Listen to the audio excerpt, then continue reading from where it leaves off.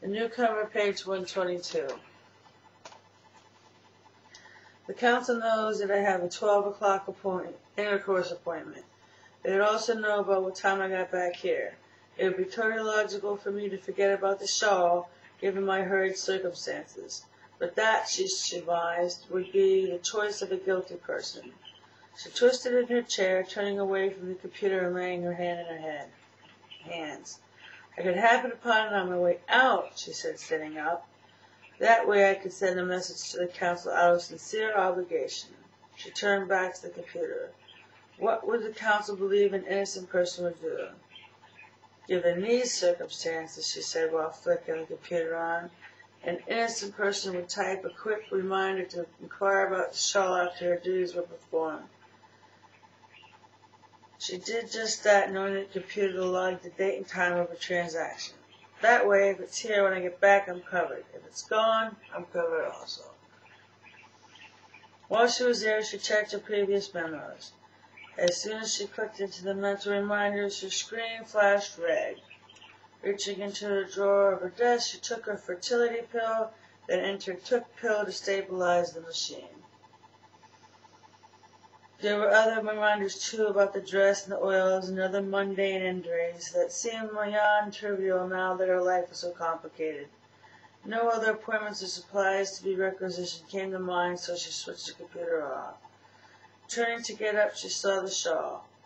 Picking it up and mumbling on about it, she ended up at the wall windows. The liner had bothered her ever since she removed it. She needed to decipher whether the liner was a new addition or not. So she held the shawl up in front of the windows. One side of the shawl was discolored from wear. She turned another. The back side was discolored too. This eased her mind, for it meant that the liner was a new addition.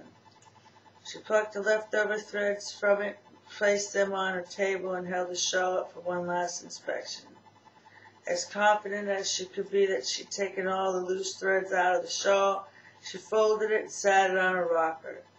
Taking the threads from her table over to the liner on her bed, she wadded the mess into a small ball and decided to cram it into her secret drawer.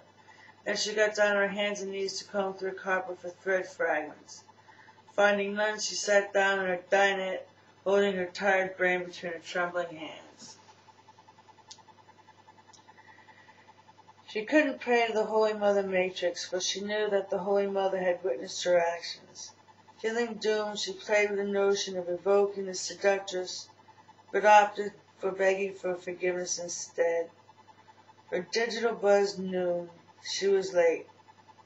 "Diana," she said into her intercom when the doctor had been summoned, "I'm on my way. Are you still holding the charge for me?"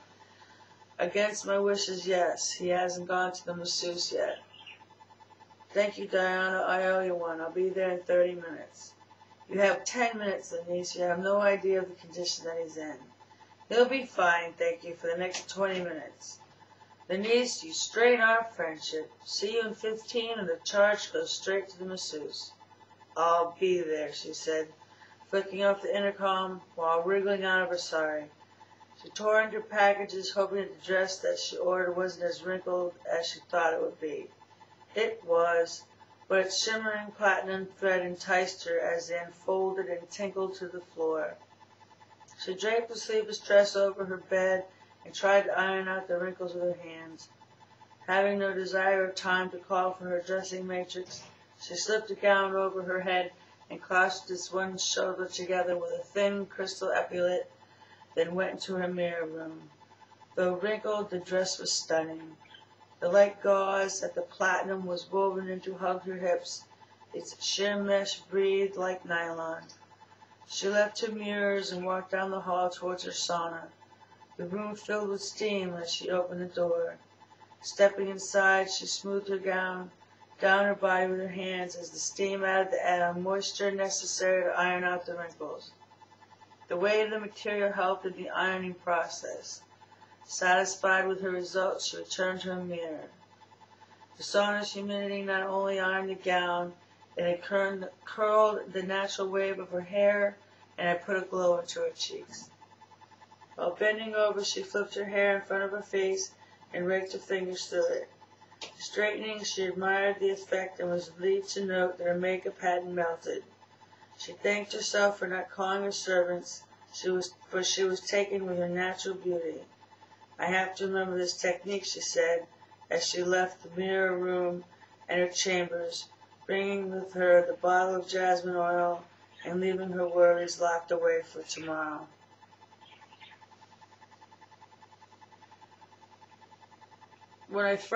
December 29th, 1987. When I first started this journal, I told you that I was having troubles with my factories. Did the bitches care? On the contrary, they've stepped up the production. I'm thankful for the Demerol. It does ease the pain. By the way, Merry belated Christmas and Happy fucking New Year. The code for the list from Newcomer was in the hands of Nancy, embedding in the wrapping of a bottle of medicine that was payment for the niece's jasmine oil.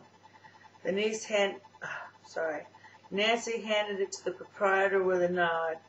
The proprietor smiled and placed the bottle on a particular spot on a particular shelf. It remained there until 12:30 p.m. when it was retrieved by Chardonnay. Chardonnay removed the plastic and discarded it into her cycling can. Tamara, one of the cycling plant's runners, retrieved Chardonnay's cycling box at 2 p.m.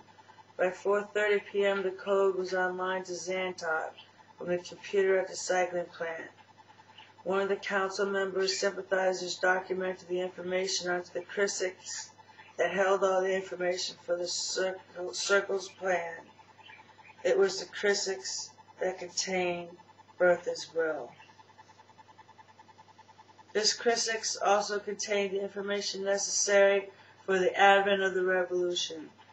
Handed down from generation to generation, it contained maps, codes, and instructions, along with revelations about Laconium, infant formula equations, and the location of the second box. The code from Newcomer was her final entry of the day, completing the file of easily obtainable mails. Her total was smaller than the council sympathizer had hoped, and consisted of males from infancy to 7 years old. Possible male enemies would double those ranks, and their ages went from 7 to 22. Adding to her anxiety was the fact that only one name had came from the distaff of Detroit, a distaff of harsh, brutal women, which bordered a herd of sexually deviant charges and whimpering male slaves. The sole charge's name was Tony, a 2-week-old newborn. The council member mumbled a prayer for negotiation, but knew the book and its prophecies. Secure in her faith that either way the revolution would win, she entered her protection codes to the network, finalized her Crisix, erased her trails, and signed off. Do I have any more time? 24:08. Craving nicotine, the niece sat up in bed. The smell of sex permeated the air, making her unsatisfied, growing throb for orgasm. Terry stirred next to her but did not awaken. She touched her intercom, ordered dinner, and then rose to use the bathroom.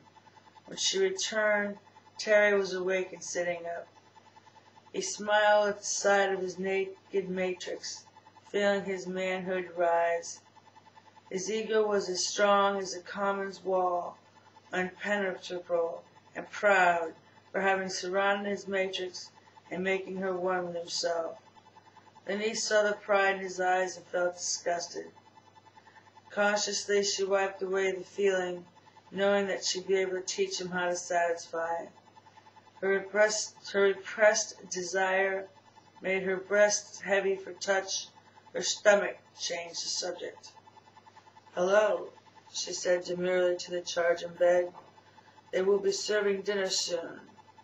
I was going to take a shower. Would you like to join me?" Her invitation got Terry up from the bed.